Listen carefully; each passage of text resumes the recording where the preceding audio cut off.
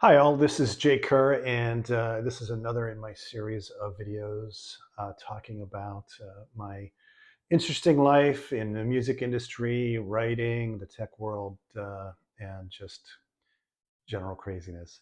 The last few videos I talked about writing, and then before that I talked about some celebrities that I've dealt with. And today I want to talk about something that's a little bit it may sound surprising, but meeting a celebrity is fun and cool, and they're usually very nice, and it's a pleasant experience, and it's for most people, it's a very rare thing, and it's something to tell your friends. But you know what's even more rare than meeting a celebrity is meeting a celebrity before they became a celebrity. And I've actually had that happen a few times in my life, and I want to talk about one of those today.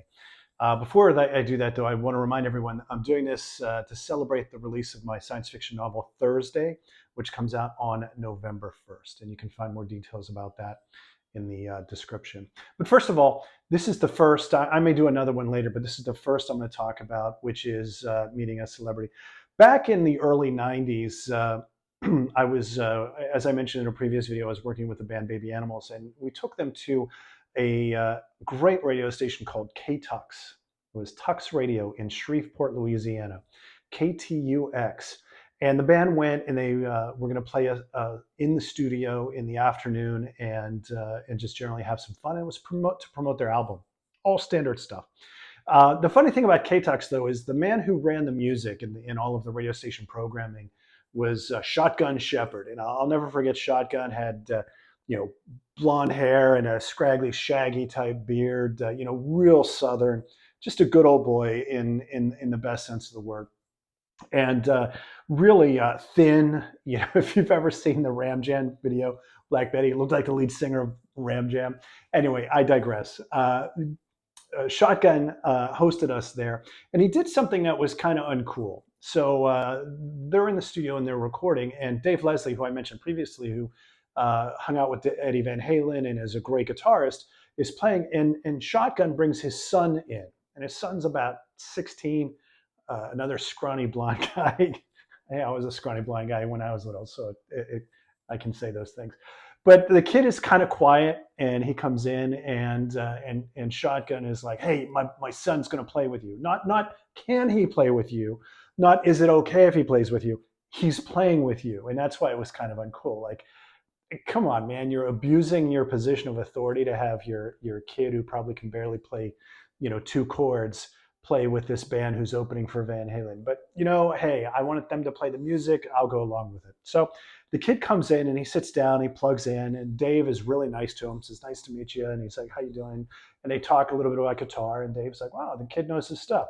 So they start playing, and the kid has no idea the music that they're playing. It's just rock music.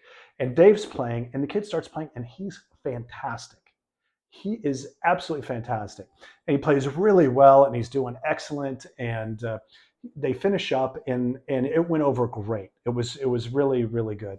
Afterwards, I'm talking to Shotgun, and I'm like, "What? Your son's really good." He's like, "Yeah, he played at Guitar Center in Dallas, and everybody loved him." And I mentioned him to the record company executives that I know, and they came out and saw him, and they were impressed. And I think he's going to get a record deal. I was like, "Man, that's amazing. I'm actually not surprised he was that good."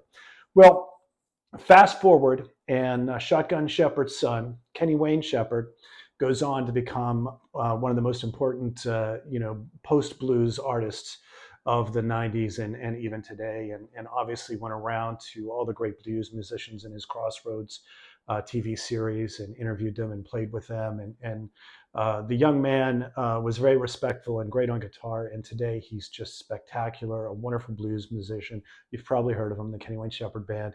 And that was someone who I met before he was famous, before he was even signed to a label.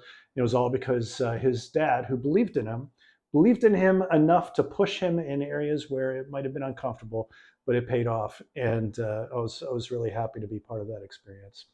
Anyway, this is Jay Kerr. That was my story of meeting someone before they were famous. And I'll have another one of those later this month.